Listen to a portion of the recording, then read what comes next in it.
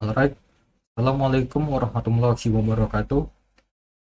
Today, I will demonstrate the implementation of MySQL triggers using a database named db underscore penjualan. The demonstration covers database setup, trigger creation, and trigger testing. But before we begin, let me introduce myself. My name is Arif Primara Hadian with student ID number 2024 32 107. Right, first I create and use a database called db underscore penjualan, which will be used to manage product data and sales transactions. Next, I create the product table. The product table, this table stores product information including product name, available stock, and price. After that, I create the transaction table. This table records sales transactions including transaction date, product ID, quantity, and total transaction value. Then I create the logs underscore stock table. This table is used to record every stock movement resulting from a transaction.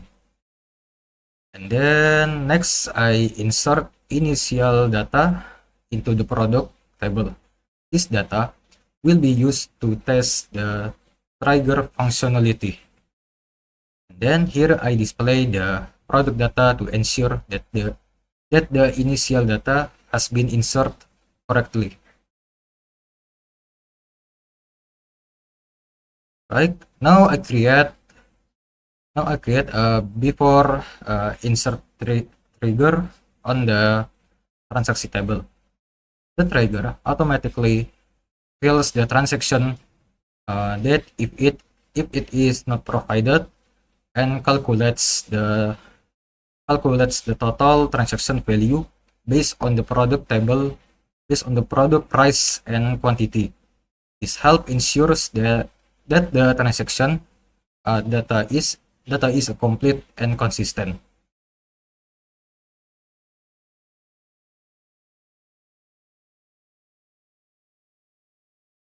Alright, next I create an after insert trigger on the transaction table.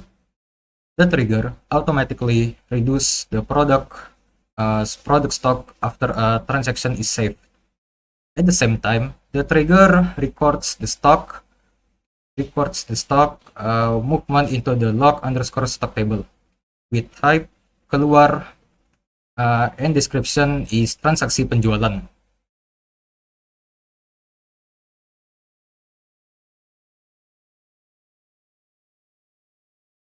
Alright, to test the triggers, I insert a transaction without providing the transaction date and total value.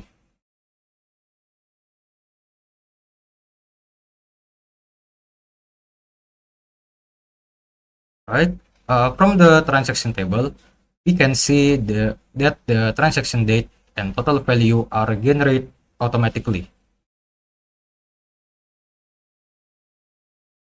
Right, next I check the product stock to verify that the stock has been reduced according to the transaction quantity.